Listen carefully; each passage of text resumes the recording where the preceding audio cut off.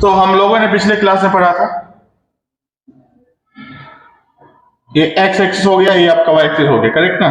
तो दो लाइन जो कि हमने कहां से पास होते हुए लिया था, ऑरिजिन से पास होते हुए लिया था, जिसका इक्वेशन क्या था, y is equal to m1x, और दूसरा का equation y is equal to m2x। इनके बीच में कुछ एंगल रहा होगा जो आप निकाल सकते हैं। कैसे निकालेंगे आप बताइए, कैसे निकालिएगा इन दोनों लाइन के बीच का एंगल? इस दोनों लाइन के बीच का एंगल निकाल सकते हैं आप लोग? निकाल सकते हैं, निकाल सकते हैं।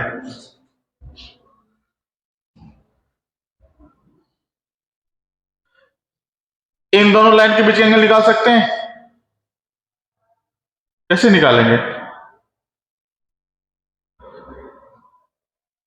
एंगल निकालने के लिए क्या फॉर्मूला होता है? आज से पहले कभी तुम लोग एंगल निकाले हो दो लाइन के बीच में? क्या फॉर्मूला होता है? m1 minus m2 upon 1 plus m1 into m2, यही होता है ना। तो इस दोनों लाइन के बीच का एंगल नहीं निकाला जा सकता है? निकाला जा सकता है, निकाला जा सकता है जी। इसको सेट ले लेंगे y माइनस m1x, और फिर किसको मल्टीप्लाई करेंगे, y minus m2x equal to 0, correct. आपस में मल्टीप्लाई कर दें, आपस में जब मल्टीप्लाई करेंगे तो क्या बनेगा, y का स्क्वायर, और फिर ये वाला इससे मल्टीपल होगा, फिर ये वाला इससे मल्टीपल होगा। जब ये इससे मल्टीपल हो रहा होगा और ये जब इससे मल्टीपल हो रहा होगा तो एक्स वाई बनेगा, एक्स वाई का टर्म बनेगा। अब एक्स वाई पहले लिख लेता हूं, फिर उसके बाद देख लूंगा इसका कोफिशिएंट क्या आएगा। जब y इससे मल्टीप्लाई हो रहा होगा तो m माइनस m2 कोफिशिएंट में आएगा, है कि नहीं आएगा। और जब ये वाला इससे मल्टीपल हो रहा होगा तो क्या कोफिशिएंट आएगा, m1। तो अगर दोनों को ब्रैकेट में लिख लें तो कुछ इस तरह दिखाई देगा, करेक्ट ना। फिर ये वाला इससे मल्टीपल होगा तो क्या बनेगा,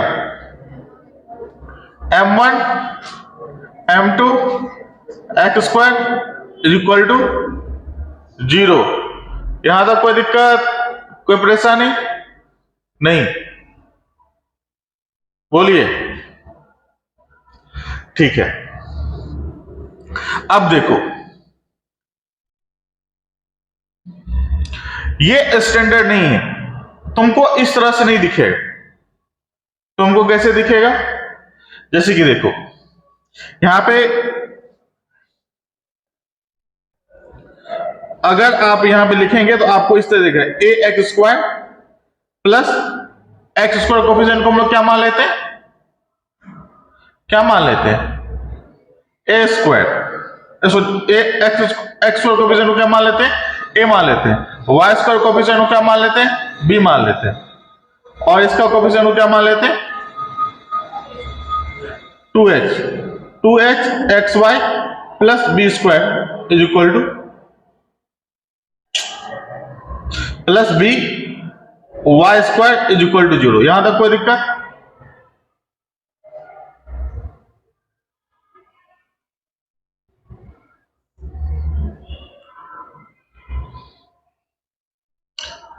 पिछले क्लास भी किए थे ना, straight line passing through origin.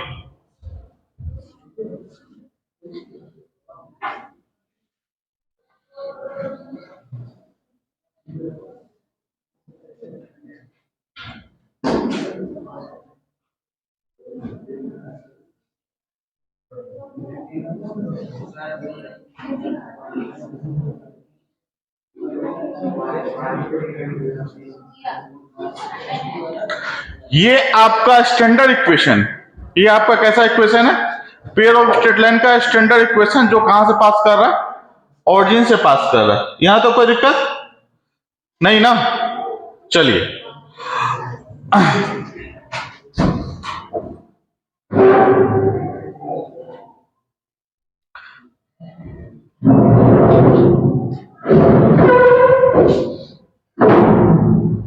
अब इसमें थोड़ा सा ट्विस्ट लाते हैं। इधर ध्यान दो, तुमने यहां पे क्या माना था, y equal to m1 axis line की इक्वेशन मानी थी। तो तुम यहां से क्या बोल सकते हो, तो m1 की वैल्यू कितनी आएगी, y अपॉन एक्स आएगा, नहीं आएगा। और यहां से क्या आएगा, m2 की वैल्यू, दोनों तो एक ही चीज आ रहा है,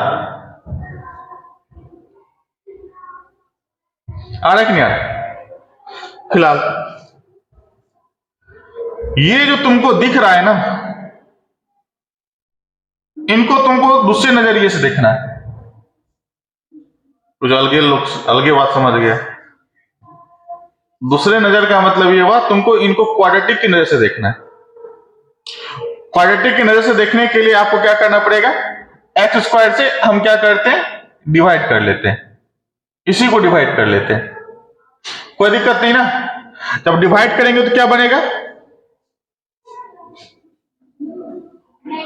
आइए, कोई दिक्कत नहीं। इससे डिवाइड किया एक्स स्क्वायर से, तो इसको डिवाइड किया एक्स स्क्वायर से, तो कितना आ गया, वाई अपॉन एक्स का स्क्वायर।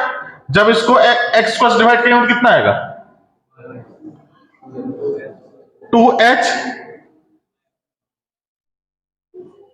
और जब इसको डिवाइड किया तो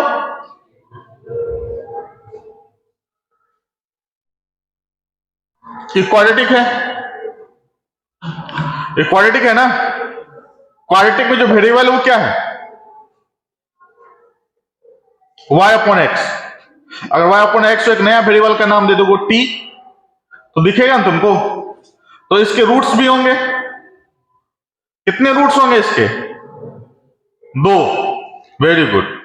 इसके दो रूट होंगे, एक रूट क्या हो गया m1, अभी मत लिखो तो पहले समझ लो, एक बार समझ लिए फिर तुम खुद ब खुद लिखोगे। m1 और m2 इसके दो रूट होंगे। क्यों m1 m2 इसके दो रूट होंगे, क्योंकि m1 इज इक्वल टू क्या होता है, y अपॉन एक्स, दूसरा भी दो रूट में हो गया, जो भी रूट आएगा y अपॉन एक्स के फॉर्म में आएगा, तो दो रूट हो गए। अगर मैं पूछूं कि इस रूट का सम क्या आएगा,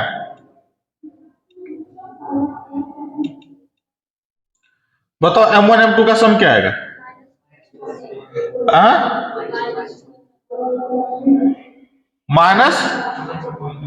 माइनस 2h अपन बी ना, कोफिशिएंट ऑफ x, इधर अगर y upon X divided by coefficient of y upon X का होल स्क्वायर।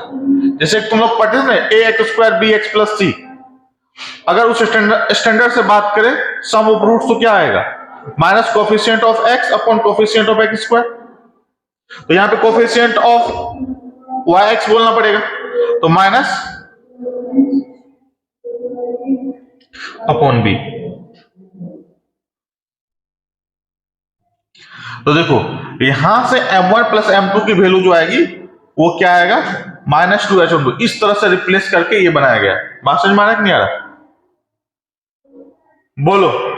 ये तो स्टैंडर्ड है, तुमको ऐसे ही देखने को मिलेगा, लेकिन जब तुमसे स्लोप निकालना चाहोगे लाइन का, तो m1 प्लस m2 के फॉर्म में निकल के आएगा, नहीं तो अदरवाइज तुमको फैक्टराइज करना पड़ेगा। बात समझ में आ गया कि नहीं आ गया, कोई दिक्कत नहीं। जब ये दो बातें हो ही गई हैं तो प्रोडक्ट के बारे में बात कर लेते हैं कि इन दोनों लाइन के जो स्लोप होंगे उसके प्रोडक्ट की वैल्यू कितनी आएगी, m1 इंटू m2 की वैल्यू कितनी आएगी, a अपॉन बी।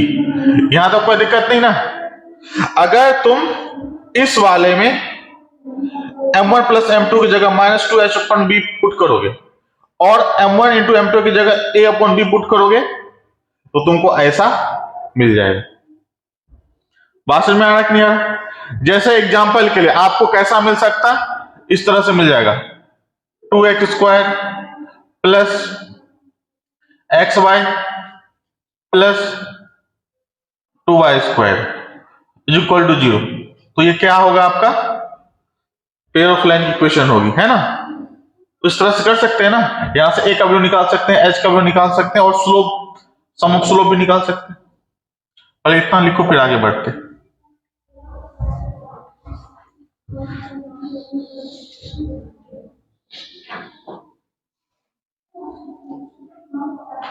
पढ़े होगे जब तुम quadratic equation A X square plus B X plus equal to 0 पढ़े होगे तो उसमें रूट का टाइप पढ़े हो,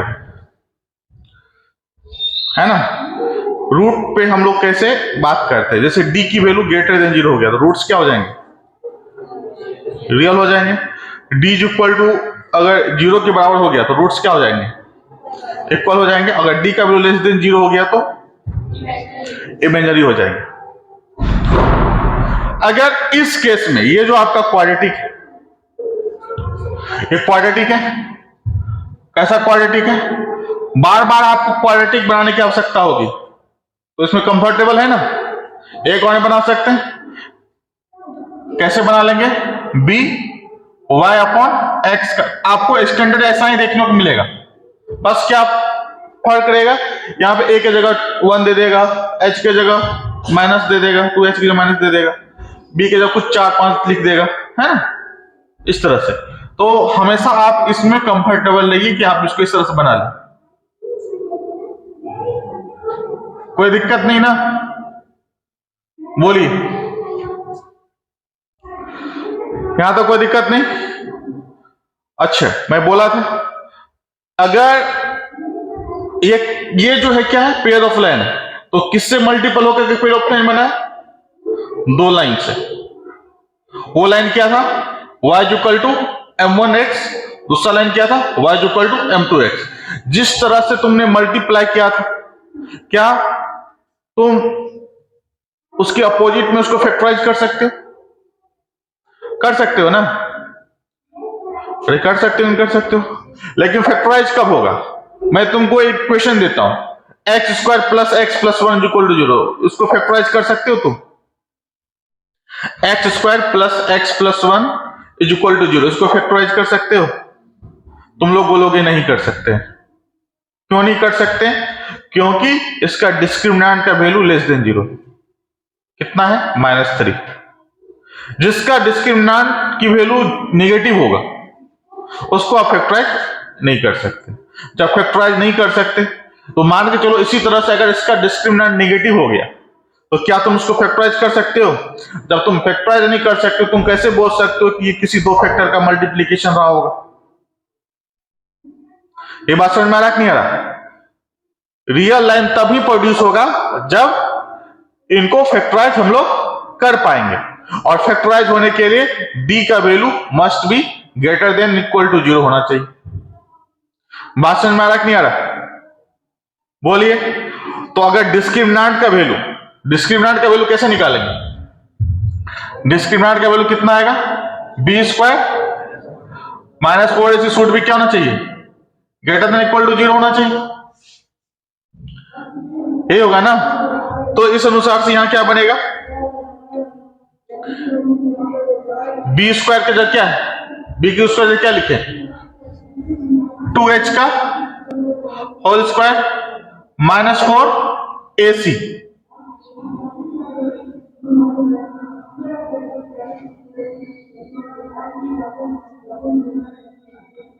तो यहां से वैल्यू जो निकल के आएगी एच स्क्वायर की वैल्यू किससे बड़ी होनी चाहिए, ए बी से बड़ी होनी चाहिए, तब ही आपको डिस्टिंक्ट एंड रियल।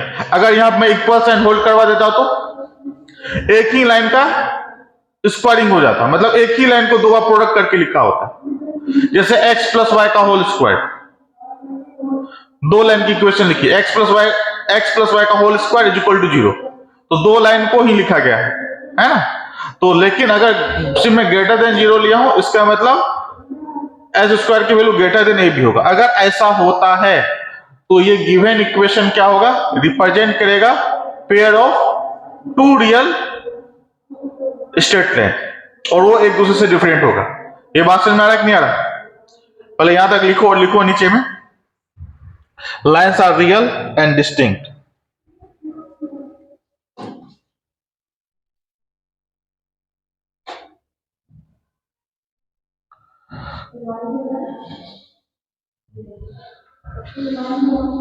यहीं पे लिखिएगा, since lines are real and distinct, तो ये कंडीशन हमने लगाया और यहां से कंडीशन क्या निकल के आ गया,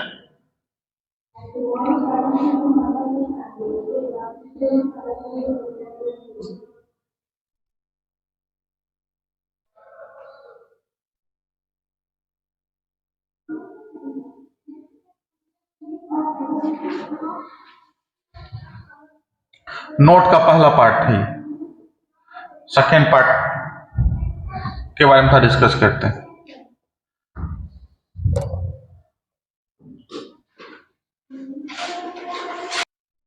नोट का सेकेंड पॉइंट है, इफ देखो मैंने पहले बताया था कि अगर d इक्वल टू 0 हो जाएगा तो यहां पे कौन सा साइन होल्ड करेगा, इक्वल साइन होल्ड करेगा और h square equal to a भी हो जाएगा। जैसे मैंने बताया कि अगर d की वैल्यू 0 हो जाती है तो रूट्स इक्वल हो जाते हैं, तो तुम पढ़े हो गए ना, पढ़ाया भी गया क्वाड्रेटिक में।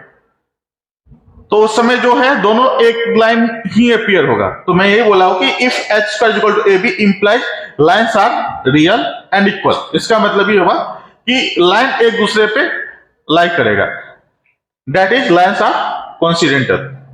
थर्ड पॉइंट, अगर ये भी हो सकता था ना कि एच स्क्वायर का value less than a b हो जाए, इस तरह का लिखा हो और उसमें जब तुम एच स्क्वायर की वैल्यू निकालो तो पता चले कि वो ए बी के कंपेयर में छोटा है। बात समझ में आ रहा है कि नहीं आ रहा? उस केस में जब तुम उसको फैक्टराइज करने की कोशिश करोगे तो फैक्टराइज नहीं होगा, और अगर तुम थोड़ा और जबरदस्ती करोगे तो रूट्स किसमें निकल के आ जाएंगे, इमेजिनरी में निकल के आ जाएंगे, है ना। y इक्वल टू एक्स की वैल्यू इमेजिनरी निकल के आ जाएगी, करेक्ट ना। तो उस केस में स्लोप का वैल्यू तो आपको आ जाएगा, लेकिन वो कैसा होगा, रियल नहीं होगा, इमेजिनरी होगा। तो यही बोला गया कि if h square less than a b then lines are imaginary. लेकिन जब तुम उन दोनों को सॉल्व करोगे तो तुमको जो उनका पॉइंट ऑफ इंटरसेक्शन आएगा वो रियल आएगा, है ना। तो वही लिखा गया, if h square less than a b then lines are imaginary with real point of intersection. कोई दिक्कत यहां तक नहीं। नेक्स्ट लिखिएगा फोर्थ पॉइंट लिखिएगा, लिखो a homogeneous equation. Fourth point है a homogeneous equation of degree n represent an straight line passing through origin. अगर कोई होमोजेनियस इक्वेशन है तो आप उसको पहचान जाइए, ये पेयर ऑफ लाइन, ये जो है इक्वेशन ऑफ लाइन ही है, लेकिन बहुत सारे एन लाइंस को मल्टीप्लाई करके वो इक्वेशन जनरेट किया गया है। यहां तो कोई दिक्कत नहीं। अच्छा, अब हम लोग दो लाइन के बीच का एंगल पढ़ेंगे, दो लाइन के बीच का एंगल पढ़ेंगे। चलो स्टार्ट कर दे, देखिएगा angle between two lines, heading डालिए एंगल बिटवीन टू लाइंस। हम लोग पढ़ने वाले एंगल बिटवीन टू लाइंस। तुमको कैसा लाइन मिलेगा, पहले की तरह दो लाइन मिलेगा या कंबाइन करके देगा, वो कंबाइन करके देगा। इक्वेशन क्या होगा, स्टैंडर्ड इक्वेशन क्या है, A X square plus 2h X Y. तुम्हारे पास यहां से दो रास्ते बनते हैं। पहला रास्ता ये कि तुम इसको फैक्टराइज कर लो, दो लाइन मिल जाएगा, और जो पहले वाला फॉर्मूला तुम रटे हुए थे m1 minus m2 upon 1 plus m1 into m2 लगा लोगे, यही करोगे ना। अगर फैक्टराइज करने की इच्छा ना होगी तो, या कॉम्प्लिकेटेड आ गया तो फिर दिक्कत हो जाएगा, है ना। तो हम लोग क्या करते हैं, पहले जैसे कि मैंने आपको बताया कि आपको बार बार इस तरह से इनको कन्वर्ट करना होगा क्वाड्रेटिक के फॉर्म में। तो मैं इसको ऐसे लिख सकता हूं,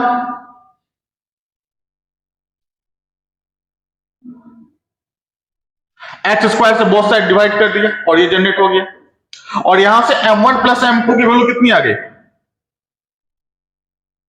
माइनस b, और m1 इंटू m2 की वैल्यू कितनी आ गई, a अपॉन b। बोलिए सही बात। अभी हमसे पूछा जाए कि सर बताइए m1 की वैल्यू कितनी होगी, तो हम आपको नहीं बता पाएंगे। हाँ, लेकिन m1 प्लस m2 बोलोगे तो मैं बोलूंगा बोर्ड पे लिखा हुआ, और तुम भी बता दोगे। कोई बता सकते हो, आ जाए ना, m1 की वैल्यू कितनी आएगी, अभी नहीं बता सकते। जब बता नहीं सकते तो फॉर्मूला कैसे लगाएं? कौन सा फॉर्मूला था दो लाइन के बीच का एंगल निकालने का? दो लाइन के बीच का एंगल निकालने का फॉर्मूला क्या था? लाइन तो हम यही लिए थे, y is equal to m1x, और क्या था y is equal to m2x, और बीच का एंगल क्या है? थीटा। और ये हम पहले प्रूव कर चुके हैं कि टेन थीटा कैसे निकलता है? m1 minus m2 upon 1 plus, यही ना जी, यही पढ़े थे ना। लेकिन अभी मेरे पास प्रॉब्लम किस चीज का? अब दो दो प्रॉब्लम है।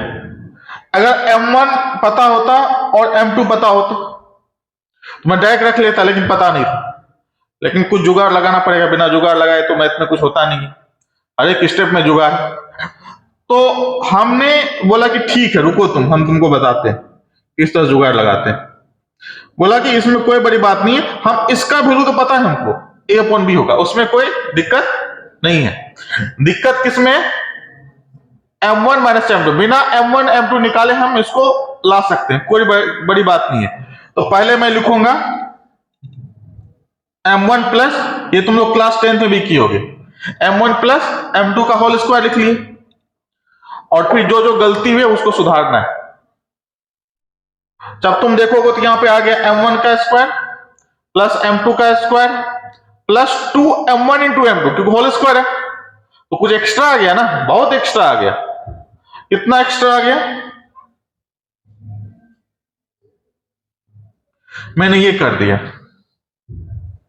अब क्या लिखा हुआ बताओ तो? टोटल, टोटल कैलकुलेशन करोगे तो यहां पे आएगा m1 का स्क्वायर प्लस m2 का square minus 2m1 into m2, क्योंकि इधर से आएगा तुम्हारा 2m1 इंटू m2 और माइनस 4m1 इंटू m2 मिलकर के क्या बना देगा? Minus 2m1 into m2। अगर टोटल को पढ़ोगे तो क्या ये m1 माइनस m2 का होल स्क्वायर नहीं लिखा हुआ है? ये वाली चीज क्या लिखी है? m1 माइनस m2 का होल स्क्वायर लिखा हुआ है। अगर m1 माइनस m2 का होल स्क्वायर लिखा है और उस पर स्क्वायर रूट लेंगे तो क्या निकल के आएगा? Mod of m1 minus m2 निकल के नहीं आ जाएगा? तो बताओ, अगर मैं तुमसे अब पूछूं बताओ ये क्या लिखा हुआ है, तुम बोलोगे यही लिखा हुआ है, mod of m1 minus m2। कोई दिक्कत नहीं ना? Very good. अब स्क्वायर रूट हो गया तो स्क्वायर रूट सबको पता है ऑलवेज पॉजिटिव होता है, कभी ये निगेटिव होता है? तुम गंगा में डूब जाओगे बोलोगे निगेटिव हो जाए, वो निगेटिव नहीं होगा, उसको तुमसे कोई मतलब नहीं। 1 प्लस m1 m2। अब क्या m1 प्लस m2 की वैल्यू पता है तुमको? यहां चिपकाएंगे, m1 m2 की वैल्यू यहां पता है तुमको, यहां चिपकाएंगे, फिर यहां पर भी m1 m2 का वैल्यू चिपकाएंगे, और जो फॉर्मूला होगा पूरा याद कर लेंगे, डायरेक्ट एंगल निकल के आएगा बिना इसको फैक्टराइज किए हुए, ज्यादा बेहतर है ना। तो चलो अब कर लेते, एक बार में खत्म करें काम। तो यहां पे m1 प्लस m2 की जगह रखेंगे माइनस 2h अपॉन बी, तो क्या बनेगा? 4h square upon B square. यहां से क्या बनेगा? a upon b. दोनों को जोड़ेंगे, और जब दोनों को जोड़ेंगे तो क्या बन जाएगा वो लिख लेते हैं। वो बनेगा आपका, यहां से बनेगा 4h स्क्वायर, और यहां से बनेगा आपका 4, है ना? तो 4 4 कॉमन ले लिया, ले लेंगे ना? चलो मैं लिख कर ही देता हूं एक बार, क्या दिक्कत पड़ता है, इतना जब किए ही है तो।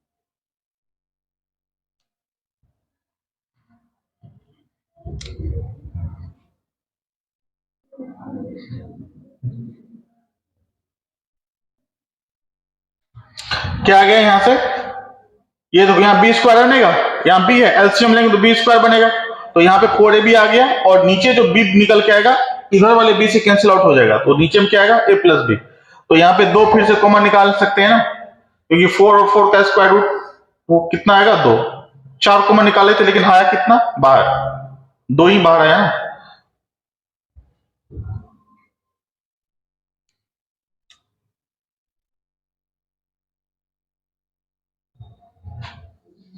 तो ये फॉर्मूला याद रहेगा आपको, याद रहेगा ना, चलिए वेरी गुड, याद रहेगा तो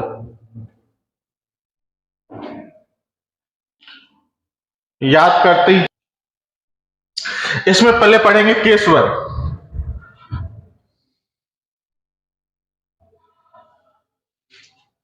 केस 1, कभी आपके मन में विचार ये आया कि a प्लस बी की वैल्यू 0 हो जाए, ऐसा हो सकता था ना।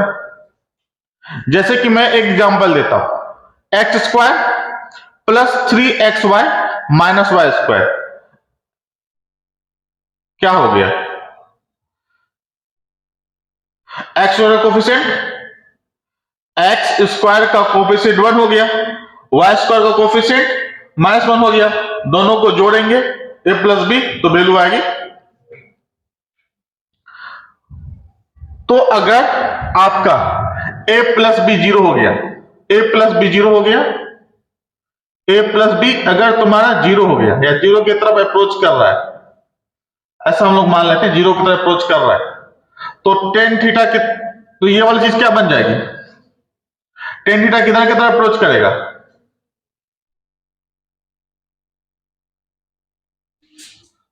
और थीटा किधर की तरफ अप्रोच करेगा। ये बात समझ में आ रहा कि नहीं आ रहा, बात समझ में आया कि नहीं आया। अगर coefficient of x square plus coefficient of y square is equal to 0 होंगे तो गिवन लाइंस कैसे होंगे, आपस में परपेंडिकुलर होंगे। यहां तक समझ में आया कि नहीं आया, अरे बोलो, लिखिएगा इसी में, देखो coefficient of x square plus coefficient of y square 0, इसका मतलब होगा कि लाइंस आप क्या होंगे, परपेंडिकुलर होंगे। ये हमेशा याद रखिएगा, बहुत बहुत इंपॉर्टेंट है।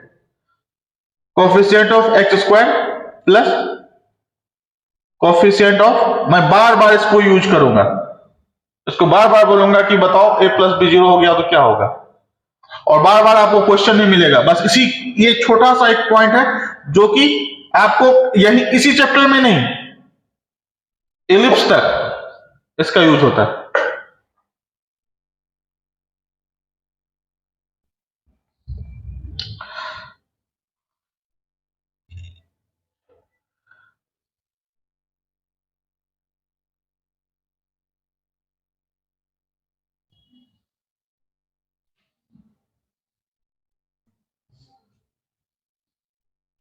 यहां तो कोई दिक्कत नहीं। अच्छा, टेन थीटा 0 भी हो सकता है,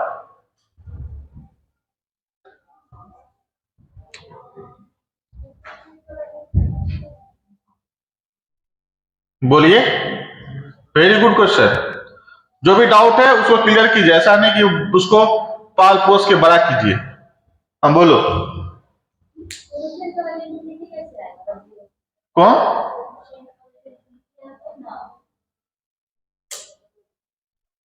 तुम इसका बोलो a प्लस बी का वैल्यू इंफिनिटी, और भी तरीके से 0 हो सकता है, क्या जरूरी थोड़ा कि ये अगर इंफिनिटी होगा तभी ये टोटल 0 होगा, हाँ, तो ऊपर वाले की 0 कीजिए ना जी। तो ये कब 0 होगा, जब h square minus a b किसके बराबर हो जाए, 0 के बराबर हो जाए, ऐसा हो सकता है ना, तो 0 हो जाएगा। तो लिखो if h square minus a b हो जाए किसके बराबर, जीरो के बराबर हो जाए तो क्या न्यूमरेटर पार्ट जीरो हो गया, तो टोटल एक्सप्रेशन जीरो हो जाएगा। उस समय लाइंस कैसे होंगे, पैरेलल हो जाएंगे ना। तो यहां लिखो एच की वैल्यू क्या हो जाएगी, रूट अंडर,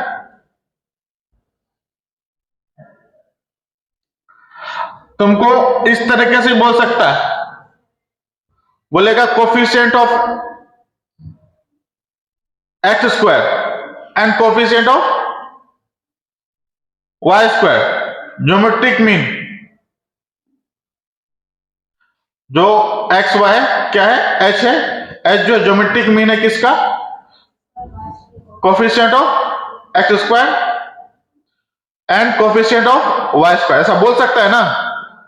तुम घबरा जाओगे इसमें, वही चीज बोल रहा है कि लाइंस पैरेलल है, लेकिन बोलने का तुमसे वो जानना चाहता था कि अगर ये होगा और ये क्या लिखा वो भी जानना चाहता है ना। छोटा मोटा इंफॉर्मेशन लेना है, बेसिक का नॉलेज है, वो लैंग्वेज में चीजों को ढालता है ना। तो वही बात और कुछ नहीं है। तो lines are parallel and coincident बोल सकते हो, लिखिए।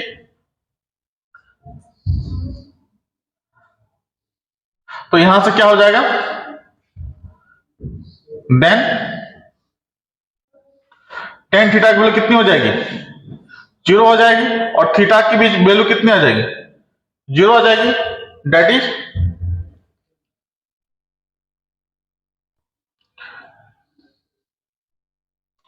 Lines are parallel and coincident. तो लाइंस होंगे, पैरेलल होंगे और या कोइंसिडेंट हो सकते हैं।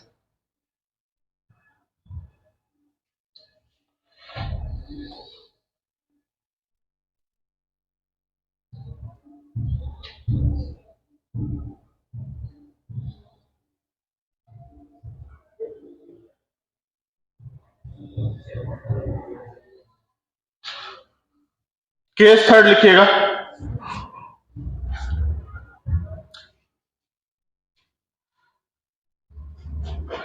मैंने पढ़ाया था दो लाइन जब इक्वली इंक्लाइंड होते हैं और एक का स्लोप m1 है, एक लाइन का, दूसरे लाइन का स्लोप m2 है, तो m1 m2 को रिलेशन पढ़ाया गया था, याद है, वो दिन याद है क्या पढ़ाया गया था, m1 प्लस m2 की वैल्यू कितनी होगी, जीरो होगी ना, होगा कि नहीं होगा।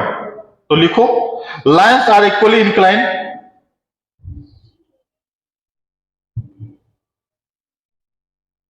lines are equally inclined on coordinate axis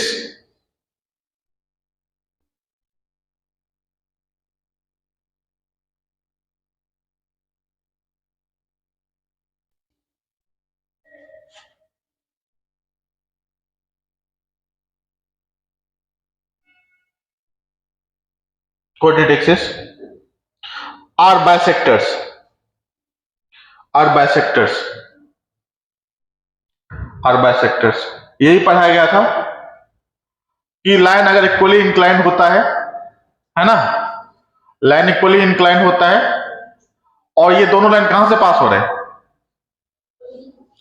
origin से पास हो रहे हैं, तो एक्स एक्सिस वाई एक्सिस जो है, x axis and y axis किस तरह से ट्रीट करेगा, एंगल बाइसेक्टर की तरह ट्रीट करेगा। बात समझ में आ रहा नहीं आ रहा, ये दोनों कैसे हैं, इक्वली इंक्लाइंड है। तो लिखेंगे कोफिशिएंट ऑफ एक्स वाई क्या हो जाएगा, जीरो हो जाएगा, लिखेंगे coefficient of x y is equal to zero.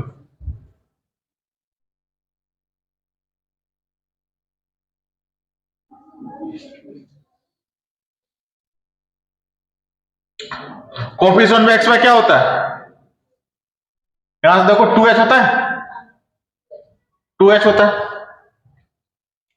और h की वैल्यू, और m1 प्लस m2 की वैल्यू कितनी होती है, जीरो, उसी तरह है।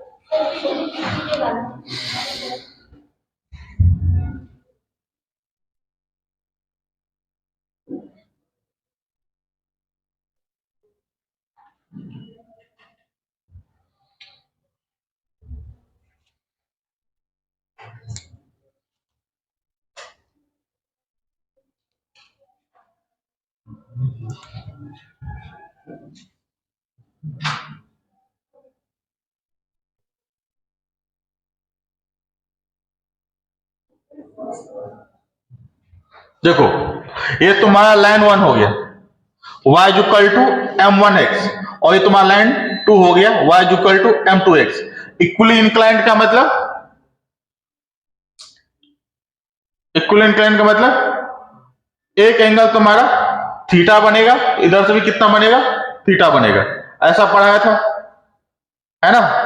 तो उस समय में ये दोनों लाइन किस तरह से ट्रीट करेगा, एंगल बाइसेक्टर। अगर पूछा जाए कि बताओ इन दोनों का एंगल बाइसेक्टर इक्वेशन क्या होगा, x into y equal to 0 होगा, है ना, क्योंकि इस लाइन का इक्वेशन y इक्वल टू 0 और इस लाइन का इक्वेशन x इक्वल टू 0। बात समझ में आया कि नहीं आया। या तुम इस तरीके से भी लिख सकते हो, जो स्लोप का सम आएगा m1 प्लस m2 क्या आएगा, 0 आएगा, और m1 प्लस m2 की वैल्यू कहां से निकाल लोगे, m1 प्लस m2 की वैल्यू कितनी होती है, -2h अपॉन b होती है, -2h upon b equal to 0, तो h की वैल्यू कितनी, 0। तो चाहे इस तरह से देखिए चाहे इस तरह से देखिए, बात क्या है, सेम है ना। क्लियर है कि नहीं। चलिए अब थोड़ा सा कुछ क्वेश्चन कर लेते हैं, कोई दिक्कत नहीं ना। तो पहला क्वेश्चन आप लोग लिखिएगा, क्वेश्चन है find angle between the lines given by x square plus 4xy plus 4y square. ये कैसा इक्वेशन है, 2 डिग्री होमोजेनियस इक्वेशन है, और homogeneous equation always represents line. अगर डिग्री 2 हुई तो 2 लाइन कहां से पास करता है, कहां से पास करेगा, ऑरिजिन से पास करेगा, यहां तक कोई दिक्कत नहीं ना। अगर आप इसको फैक्टराइज कर लेंगे तो आप वो 2 लाइन जान सकते हैं कि आखिर वो 2 लाइन कौन सी है। मैं चाहूं एंगल निकालना तो एक बार भी निकाल सकता हूं, कोई दिक्कत नहीं है। मेरे पास फॉर्मूला है 2 into root under h square minus a b upon a plus b. यहां से भी निकाल सकते हैं, वहां से भी निकल के आ जाएगा, लेकिन मेरी इच्छा है कि तुम इसको फैक्टराइज करो, जो कि बहुत ही आसान है। कैसे होगा, x plus 4xy plus 4y square है ना, तो बहुत आसान है, ये तो perfect square, x square 4xy plus 4y square is equal to 0, ये परफेक्ट स्क्वायर है। अगर हम x प्लस 2y का होल स्क्वायर देखेंगे तो यही निकल के आएगा, यहां से कितना निकल के आएगा, x plus 2y, x plus 2y। कोई भारत इस स्क्वायर को उठा के इधर फेंक देता है, तो फिर उसको एक ही लाइन दिखेगा, ये 2 लाइन को दिखाना था। ये भी आपका L1 हो गया और ये वाला आपका L2 हो गया, कोई दिक्कत नहीं ना। तो दोनों लाइन सेम ही है ना, तो दोनों लाइन के बीच का एंगल कितना होगा, एंगल बिटवीन L1 और L2। ये नोटेशन है एंगल दिखाने का कि इसके बीच में एंगल क्या है ना। L1 ऐसा एरो मार्क करके L2, तो इसके बीच का एंगल कितना है, 0 डिग्री। बात समझ में आया कि नहीं आया। आप फार्मूला भी लगा लेते तो तुम क्या हासिल कर लेते, 0 ही आता। क्यों आता, क्योंकि तुम जब फार्मूला लगाते h square minus a b, h square minus a b upon a plus b, यही ना। बहुत कोई मोड यही लगाता है, नीचे पूरा भी नहीं लगाता, क्यों, क्योंकि सभी को पता है कि ये वाला स्क्वायर रूट ऑलवेज क्या होता है, पॉजिटिव होता है। इलाज की जरूरत इसको नहीं है, नीचे वाले को, है ना। लेकिन कोई दे देता है ऐसे करके, तो कोई दिक्कत भी नहीं है उसमें, है ना। तो एच स्क्वायर की वैल्यू कितनी आएगी, एच की वैल्यू बता सकते हो कितना आएगा, यहां से एच निकालने में किसी को दिक्कत नहीं है ना। बहुत को एच निकालने में दिक्कत होता है, और कई को तो एच के बदले क्या लिखता है पता है, पूरा लिख लेता है 4xy, फिर यहां भी चिपका देता है। कोफिशिएंट होता है, हम देखे हैं बहुत जगह। जैसे बोलेंगे बताओ वेक्टर कंपोनेंट होता है, से बोला कि आई कंपोनेंट क्या होगा, जैसे कैसा वेक्टर लिखा होगा 2i plus 3j plus 4k, तो मैं पूछूंगा इसमें लिखना j का कंपोनेंट, वो 3j लिखेगा। मैं स्केलर कंपोनेंट की बात कर रहा हूं, ऐसे भी मार रही थी लोग से, मैं छोड़ो। अब जो है ए का वैल्यू कितना आएगा 1 और बी का वैल्यू बी का वैल्यू 4, जब रखोगे तो क्या आ जाएगा 2h², 4 -1 इंटू 4, 0 आ गया, और a प्लस बी वो भी 0 आ गया, ये 0 आ गया, नीचे तो टोटल 0 ही आ जाएगा ना, तो वैल्यू कितने आ गए 0। नेक्स्ट क्वेश्चन लिखिएगा, आसान ही है, देखो फाइंड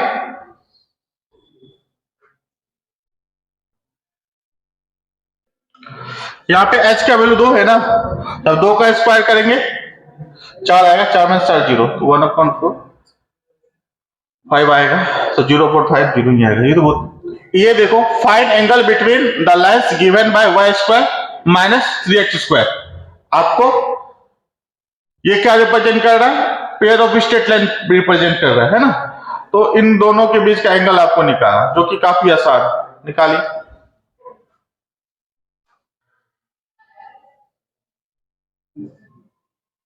चलो अगर आप इनको फैक्टराइज करेंगे तो काफी आसान तरीके से फैक्टराइज हो जाएगा, क्या आएगा y², ऐसे नहीं लिख सकते अपन, आ गया कि नहीं आ गया, तो ये कौन सा फॉर्मूला पे आ गया, a² माइनस b² के फॉर्मूले पे आ गया, तो क्या लिखा जाएगा, y minus √3x y plus √3x is equal to 0, तो यहां से दो वैल्यू आ जाएगी, एक क्या आ जाएगा y is equal to √3x, और दूसरा लाइन क्या आ जाएगा y इज इक्वल टू, लोग इसका पिक्चर बनाना चाहेगा तो 1 मिनट में बना सकता है। कहां से ये लाइन पास करेगी, कहां से पास करेगी, ऑरिजिन से, और कितना एंगल बनाएगी एक्स एक्सिस से 60 डिग्री, क्योंकि स्लोप की वैल्यू कितनी आ रही है √3, तो √3 मतलब tan थीटा की वैल्यू √3, तो थीटा की वैल्यू 60 डिग्री, तो ऑरिजिन से पास करेगी और एंगल कितना बनाएगी 60 डिग्री का, और ये वाला भी कहां से पास करेगा, ऑरिजिन से पास करेगा, और कितना बना रहा है स्लोप -√3, तो एंगल कितना निकल के आएगा, इनक्लिनेशन अगर पूछा जाए तो अगर कायदे से बोलेंगे तो कितना आएगा 120 डिग्री, अगर कायदे से नहीं बोलेंगे तो -60 डिग्री, क्योंकि इंक्लिनेशन की जो वैल्यू होती है 0 से लेकर के 180 होती है, लेकिन हम लोग को एंगल ही तो बता करना है ना, तो हम लोग क्या लिखेंगे कि कितना एंगल बनाएगा, अगर इधर से देखो तो कितना बनाएगा 16 बनाएगा, और इधर से करेंगे तो कितना आएगा 120 आएगा, जो कि तुम कैलकुलेट कर सकते हो 60, तो अंधे को भी दिखेगा दोनों लाइन के बीच का एंगल कितना है, कितना है 120, दोनों लाइन के बीच एंगल कितना है, अगर कोई इधर से मेजर करना चाहो तो इधर कितना आएगा,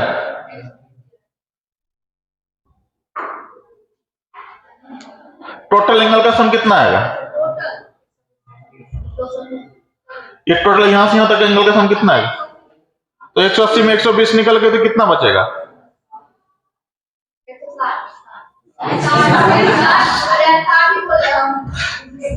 तो दोनों लाइन के बीच का एंगल क्या बोले 60 बोले या 120 बोले, दोनों सही है, लेकिन 120 अगर बोल रहे हो तो आप ऑब्ट्यूस एंगल बोल रहे हो, लेकिन जनरली क्या दिया जाता है एक्यूट एंगल, तो फॉर्मूला से निकालते तो क्या निकल के आता, एक्यूट एंगल ही निकाल के आता है, क्योंकि मैंने जानबूझ के वहां मोड लगाया था ताकि एक्यूट एंगल ही निकल के आए, है ना, तो दोनों लाइन के बीच की एंगल कितनी आएगी 60, ये तो था कि मैंने इसको कन्वर्ट कर दिया किस में, पेयर ऑफ स्ट्रेट लाइन से कन्वर्ट कर दिया लाइंस में, हम फार्मूला भी लगा सकते थे, तो फार्मूला के अनुसार बताइए h की वैल्यू कितनी 0, a का वैल्यू कितना, और b का लगा दीजिए formula, tan theta is equal to कितना आएगा 2h² minus ab upon a plus b, यही ना, तो हो गए यहां से 2h की वैल्यू 0 और ab कितना -3 × 1, यही आएगा ना, अपॉन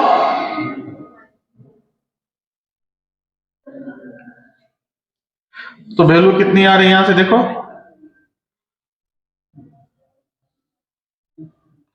देखो माइनस में आ रहा है कि नहीं आ रहा है, 120 निकल जाता, यहां से कितना आ गया, √3 आ गई, वैल्यू कितनी आ गई, थीटा की value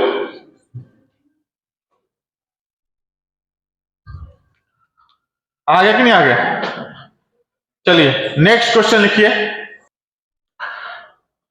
the angle between given lens, क्या देकर रखा है, ये दो लाइन का प्रोडक्ट है, एक लाइन क्या है, x इक्वल टू 0 और दूसरी लाइन क्या है, y इक्वल टू 0। ये तुम्हारा L1 और ये वाला तुम्हारा L2। एक किसका इक्वेशन है, और ये तुम्हारा क्या है, क्या x एक्स y एक्सिस के बीच में एंगल तुम नहीं पता कर सकते क्या होता है, अंधे को पता दिखेगा, एक्स वाई एक्सिस से एक दूसरे से कितने एंगल बनाते हैं, 90 डिग्री, है ना। और वो थ्योरम को भी वेरीफाई करता है। अगर मैं तुमसे बताऊं कोफिशिएंट ऑफ एक्स स्क्वायर कितना आएगा, कोफिशिएंट ऑफ वाई स्क्वायर कितना आएगा, कोफिशिएंट ऑफ वाई स्क्वायर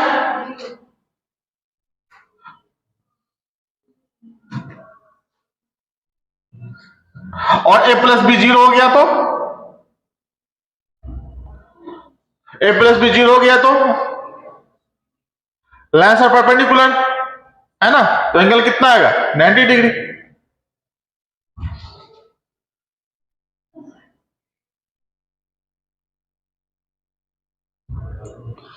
यहां तो कोई दिक्कत नहीं ना, हेडिंग डालिए, लिखिए जनरल इक्वेशन ऑफ 2 डिग्री। हम लोग आगे पढ़ने वाले जनरल इक्वेशन ऑफ 2 डिग्री, कल भी आपको झलक दिखाया गया था 2 डिग्री जनरल इक्वेशन कैसे दिखता है। टोटल कितने टर्म्स थे उसमें, याद करके बताओ, टोटल कितने टर्म्स थे, 6 टर्म्स थे। जनरल इक्वेशन, जैसे तुम लोग को बोला जाए क्वाड्रेटिक इक्वेशन का स्टैंडर्ड फॉर्म क्या होता है, तुम लोग बता देते हो X square plus B X plus C, है ना। जैसे कि तुमसे पूछा जाएगा पोलिनोमियल का स्टैंडर्ड फॉर्म बताओ, तो तुम लोग बता दोगे a nought into x to power n plus a n minus 1 into x power n1 घटते हुए क्रम में a n तक चले जाएंगे, हो गया ना, बोलो, है ना। जैसे कि तुमसे स्टैंडर्ड फॉर्म पूछा जाए अर्थमेटिक प्रोग्रेशन का, वो बता दोगे a plus D a plus 2d। इसी तरह से जनरल इक्वेशन ऑफ 2 डिग्री भी आपको याद रखना पड़ेगा। वो क्या होता है, बोलो, A X square plus B Y square plus 2x X Y 2gx 2fy, ये क्या रिप्रेजेंट करता है, ये क्या रिप्रेजेंट करेगा, दुनिया में जितने भी 2 degree curve plane 2D plane में जितने भी कर्व हैं ये सबको रिप्रेजेंट कर देते हैं। इसमें चाहे कुछ स्टैंडर्ड चीजों को उठा लें, जैसे कि आपका सर्कल हो गया, पेज ऑफ स्ट्रेट लाइन हो गया, एलिप्स हो गया, हाइपरबोला हो गया, ये तो कुछ स्टैंडर्ड। बात समझ में आ रहा है कि नहीं आ रहा है। लेकिन ये कब जो है आपका, ये कब आपका रिप्रेजेंट करेगा,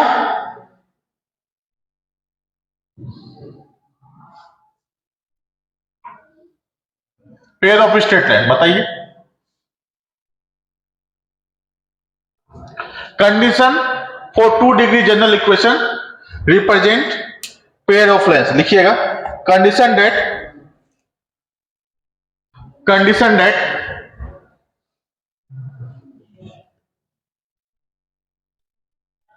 2 degree general equation represent pair of line.